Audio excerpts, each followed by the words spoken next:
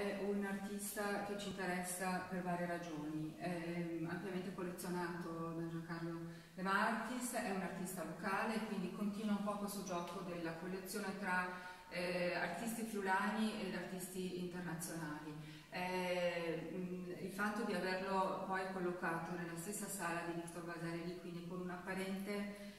contrasto, il contrasto c'è, esiste, apparente nella misura in cui Mario Di Iorio ha una formazione goriziana, però poi si sposta a Venezia, frequenta l'Accademia di Belle Arti a Venezia sotto la guida di Emilio Vedova, quindi di nuovo un legame con